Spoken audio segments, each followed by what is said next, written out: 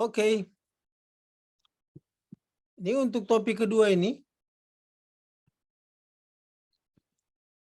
kita akan membahas tentang kriptografi, khususnya matematika dalam kriptografi. Ini buku teks kita ya, selalu kita pakai sebagai acuan. Kita akan belajar dari dua buku teks. Bagian yang pertama kita fokus di buku teksnya Rinaldi Munir ya, yang Anda bisa dapat di Gramedia ini. Bagian yang kedua nanti kita masih menggunakan buku teks yang dari mata kuliah keamanan cyber kemarin.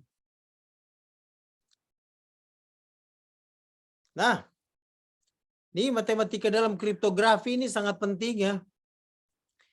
Karena tanpa matematika kita tidak dapat paham konsep serta cara kerja yang namanya kriptoanalisis itu. Jadi kalau bicara soal matematika dalam kriptografi, ada pendahuluan dan ada bicara soal stream cipher dan bicara soal block cipher.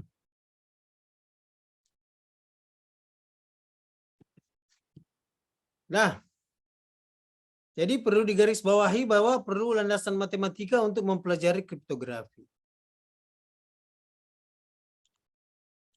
Bagian matematika yang sangat kita perlukan dalam memahami kriptografi itu dua mata kuliah, yaitu matematika diskrit, probabilitas statistika, yang sudah Anda lewati di semester awal ya. Nah, topik-topik ini yang sudah Anda pernah pelajari: teori bilangan, ada integer, algoritma Euclidean, kekongruenan, relatif prima, inverse modulo, bilangan prima, probstat, serta ada dari mata kuliah algoritma dan pemrograman ya. Bagian paling terakhir ya, saya ingat karena saya ngajar bagian ini, yaitu kompleksitas algoritma,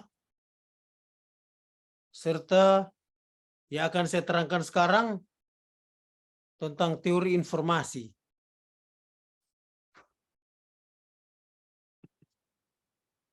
Nah, teori informasi yang terkait dengan kriptografi. Jadi yang pertama, kita harus dapat menentukan jumlah informasi yang ada dalam pesan sebagai jumlah minimum bit yang dibutuhkan untuk mengkodekan pesan.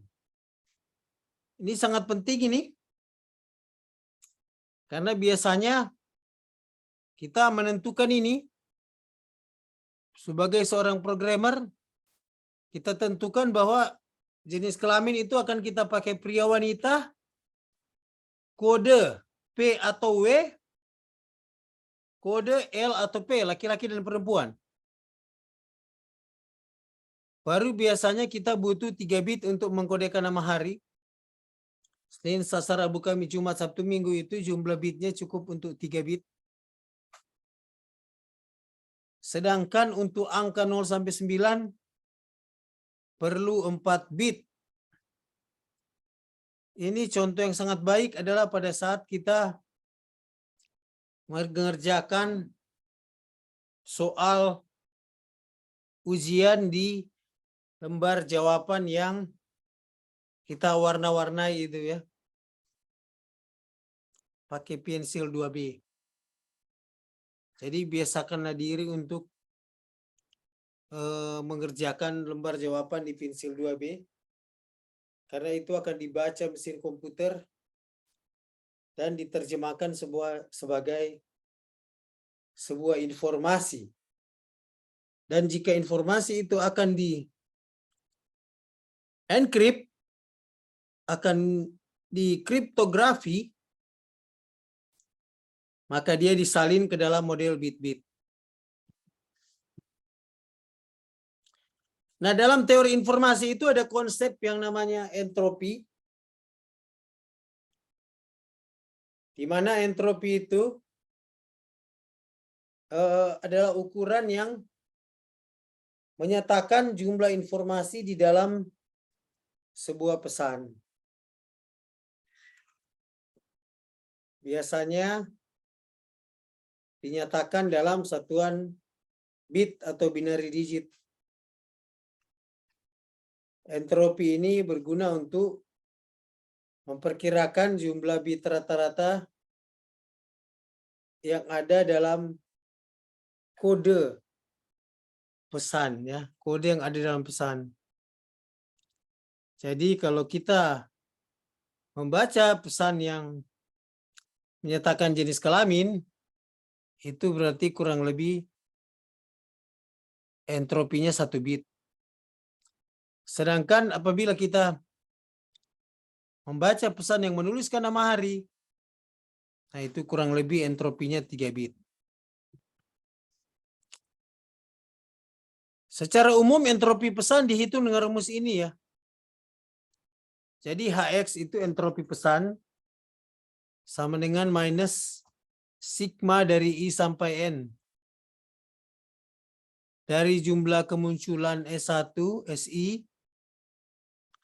2 pangkat log peluang kemunculan dari simbol KI di dalam pesan. Ini konsep yang cukup abstrak, tapi contohnya seperti ini. Misalkan kita menuliskan pesan X sama dengan apostrof AA BB CB DB. Di situ kita akan tahu bahwa N sama dengan 4, yaitu jumlah pesan di situ hanyalah pesan A, B, C, D, semuanya huruf besar. Di mana kemungkinan kemunculan dari pesan huruf A atau PA itu 2/8. P8 sama dengan 4/8.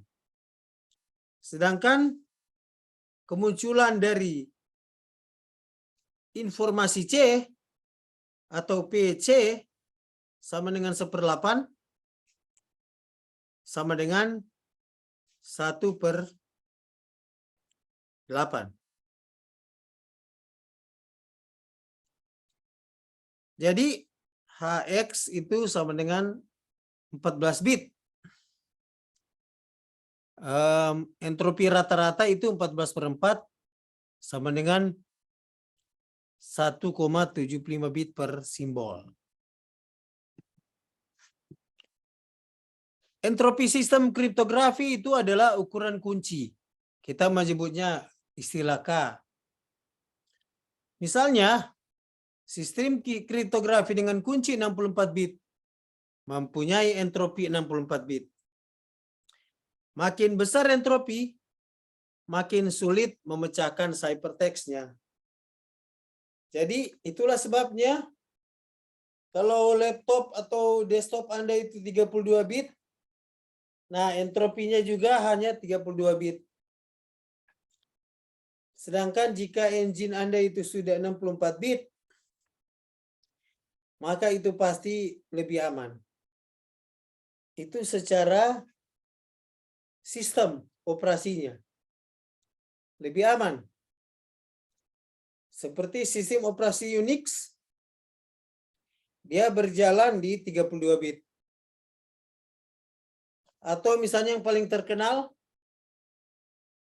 pesan-pesan lucu, ya, emoticon lucu dalam media sosial, Messenger, WhatsApp dan sebagainya itu diterjemahkan dengan entropi 64 bit, 32 bit.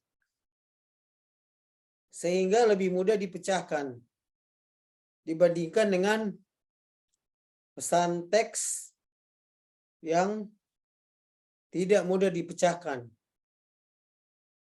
WhatsApp itu sudah menerapkan ini dan Telegram juga sudah menerapkan ini pada aplikasi pesan teks mereka. Semuanya dienkripsi menurut aturan-aturan 32 bit dan 64 bit. Itulah sebabnya harus membeli engine yang terbaru, membeli smartphone yang terbaru, agar supaya engine-nya itu bekerja pada 64 bit, sehingga enkripsinya akan lebih baik. Saya kira itu saja yang perlu saya sampaikan terkait dengan teori informasi.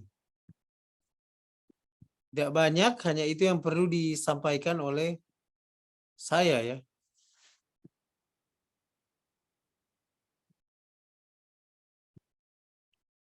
Kalau ada yang ingin bertanya silakan. Kalau tidak ada, Anda silakan lihat kembali bagian dari tugas dalam dasar matematika dalam kriptografi. Di situ nanti Anda akan menonton Pranala YouTube atau link YouTube yang berisi penjelasan tentang ROT 13. Anda cari penjelasan tentang ROT 13. Kemudian Anda berusaha untuk membuat ringkasan apa sebenarnya yang dimaksud dengan ROT 13 ini. ROT 13 ini sangat terkenal karena enkripsi yang ada di sistem operasi Unix mengimplementasikan konsep dari ROT 13. Oke, saya kira hanya itu yang perlu saya sampaikan untuk Anda hari ini. Silakan jika Anda memiliki pertanyaan, Anda bisa menanyakannya sekarang.